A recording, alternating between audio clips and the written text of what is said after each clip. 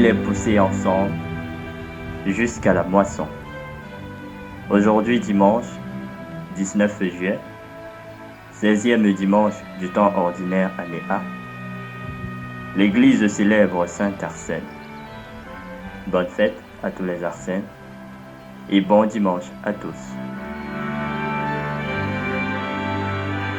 Les différents textes soumis à notre méditation.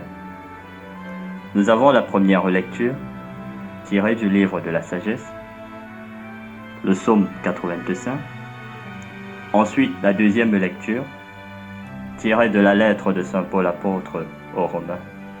Et enfin, l'évangile de Jésus-Christ selon Saint Matthieu. Première lecture. Lecture du livre de la sagesse. Écoutons.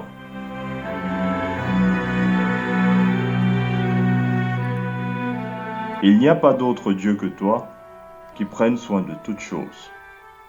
Tu montres ainsi que tes jugements ne sont pas injustes. Ta force est à l'origine de ta justice et ta domination sur toutes choses te permet d'épargner toutes choses. Tu montres ta force si l'on ne croit pas à la plénitude de ta puissance. Et ceux qui la bravent sciemment, tu les reprimes. Mais toi qui disposes de la force, tu juges avec indulgence, tu nous gouvernes avec beaucoup de ménagement, car tu n'as qu'à vouloir pour exercer ta puissance. Par ton exemple, tu as enseigné à ton peuple que le juste doit être humain. À tes fils, tu as donné une belle espérance. Après la faute, tu accordes la conversion. Parole du Seigneur. Nous rendons grâce à Dieu. Psaume 85. Toi qui es bon et qui pardonnes, écoute ma prière, Seigneur.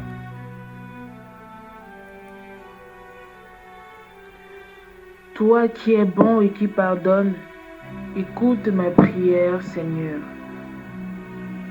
Toi qui es bon et qui pardonne, plein d'amour pour tous ceux qui t'appellent. Écoute ma prière, Seigneur. Entends ma voix qui te supplie. Toi qui es bon et qui pardonne, écoute ma prière, Seigneur. Toutes les nations que tu as faites viendront se prosterner devant toi, car tu es grand et tu fais des merveilles. Toi, Dieu, le seul. Toi qui es bon et qui pardonne, écoute ma prière, Seigneur. Toi, Seigneur, Dieu de tendresse et de pitié, lent à la colère, plein d'amour et de vérité, regarde vers moi, prends pitié de moi.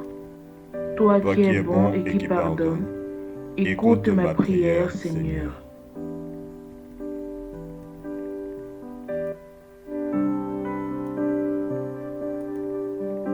Deuxième lecture. Lecture de la lettre de Saint Paul apôtre aux Romains. Frères, l'Esprit Saint vient au secours de notre faiblesse, car nous ne savons pas prier comme il faut. L'Esprit lui-même intercède pour nous par des gémissements inexprimables. Et Dieu, qui scrute les cœurs, connaît les intentions de l'Esprit, puisque c'est selon Dieu que l'Esprit intercède pour les fidèles. Parole du Seigneur. Nous rendons grâce à Dieu.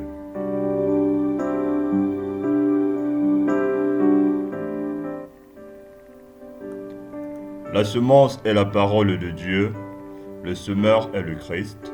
Celui qui le trouve demeure pour toujours. Évangile de Jésus-Christ selon Saint Matthieu. En ce temps-là, Jésus proposa cette parabole à la foule. Le royaume des cieux est comparable à un homme qui a semé du bon grain dans son champ. Or, pendant que les gens dormaient, son ennemi survint, il sema de l'ivraie au milieu du blé et s'en alla. Quand la tige poussa et produit l'épi, alors l'ivraie apparut aussi. Les serviteurs du maître vinrent lui dire, « Seigneur, n'est-ce pas du bon grain que tu as semé dans ton champ? D'où vient donc qu'il y a de l'ivraie? » Il leur dit, « C'est un ennemi qui a fait cela. » Les serviteurs lui disent, « Veux-tu donc que nous allions l'enlever? » Il répond, « Non. En enlevant l'ivraie, vous risquez d'arracher le blé en même temps. Laissez-les pousser ensemble jusqu'à la moisson. Et au temps de la moisson, je dirai au moissonneur, enlevez d'abord l'ivraie, liez-la en botte pour la brûler. Quant au blé, ramassez-le pour le rentrer dans mon grenier. » Il leur proposa une autre parabole. Le royaume des cieux est comparable à une graine de moutarde qu'un homme a prise et qu'il a semée dans son champ. C'est la plus petite de toutes les semences, mais quand elle a poussé, elle dépasse les autres plantes potagères et devient un arbre, si bien que les oiseaux du ciel viennent et font leur nid dans ses branches. Il leur dit une autre parabole. Le royaume des cieux est comparable au levain qu'une femme a pris et qu'elle a enfoui dans 3 mesures de farine jusqu'à ce que toute la pâte est levée. Tout cela, Jésus le dit aux foules en parabole, et il ne leur disait rien sans parabole, accomplissant ainsi la parole du prophète. J'ouvrirai la bouche pour des paraboles, je publierai ce qu'il fut caché depuis la fondation du monde. Alors, laissant les foules, il vint à la maison. Ses disciples s'approchèrent et lui dirent, « Explique-nous clairement la parabole de l'ivraie dans le champ. » Il leur répondit, « Celui qui sème le bon grain, c'est le Fils de l'homme. Le champ, c'est le monde.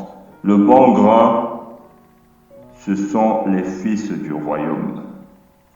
L'ivraie, ce sont les fils du mauvais. L'ennemi qui l'a semé, c'est le diable. La moisson, c'est la fin du monde. Les moissonneurs, ce sont les anges. De même que l'on enlève l'ivraie pour la jeter au feu, ainsi en sera-t-il à la fin du monde. Le Fils de l'homme enverra ses anges, et ils enlèveront de son royaume toutes les causes de chute et ceux qui font le mal. Ils les jetteront dans la fournaise. Là, il y aura des pleurs et des grincements de dents. Alors, les justes resplendiront comme le soleil dans le royaume de leur Père. Celui qui a des oreilles, qu'il entende. Acclamons la parole de Dieu. Louange à toi, Seigneur Jésus.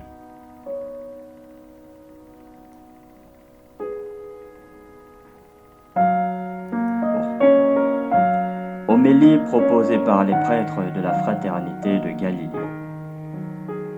Dimanche dernier, Jésus nous expliquait encore la parabole du semeur. En ce 16e dimanche, il nous propose 3 paraboles sur le royaume des cieux.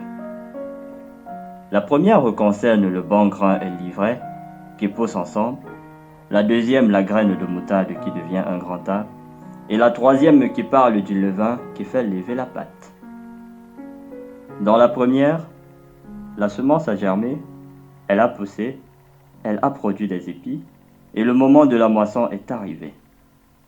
Le semeur n'a semé que le bon grain, mais quand la plante se développe, les serviteurs sont surpris de constater aussi la présence de l'ivraie dans le champ.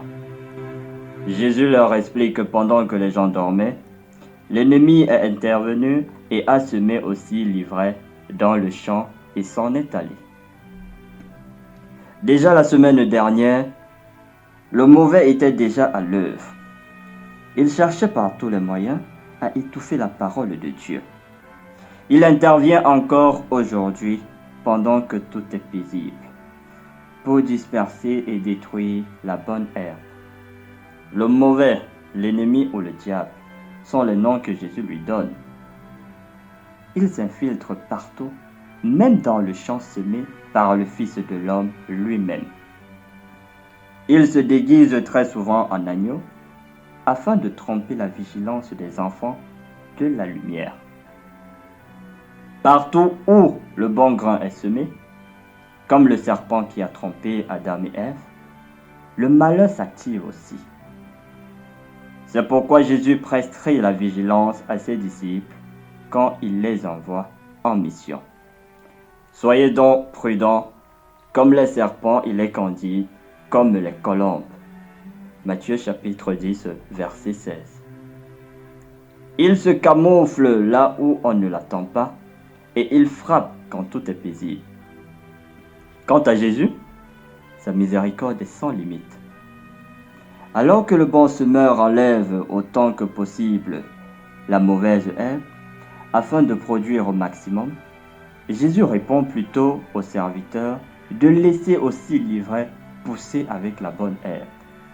Non, en enlevant l'ivraie, vous risquez d'arracher le blé en même temps. Laissez-les pousser ensemble jusqu'à la moisson. Je dirai au moissonneur, enlevez d'abord l'ivraie, liez-le en botte pour le brûler. L'amour de Dieu est infini. Il ne fait pas de différence entre les hommes. Il affirme du reste qu'il n'est pas venu pour les bien portants, mais pour les pécheurs, afin qu'ils se convertissent. Et il ajoute que la volonté de mon Père est que je ne perde aucun de ceux qu'il m'a donnés. Jean chapitre 6, verset 39. Le temps de la moisson, c'est la fin du monde, comme Jésus l'explique. Le temps du jugement viendra implacablement. Ce que nous aurons sémé nous conduira alors soit dans le royaume de Dieu, soit dans le feu éternel. Quelle sorte de grâce semons-nous aujourd'hui dans nos communautés, dans nos familles et partout où nous nous trouvons? On a bien l'impression que l'ivraie est en train de prendre le pas sur la bonne herbe à travers le mensonge, l'orgueil, l'égoïsme, la corruption, le vol, les désirs impurs, la haine, la délinquance et tous les autres maux. Vivement que l'Esprit Saint vienne à notre secours. Loué soit Jésus-Christ. À jamais.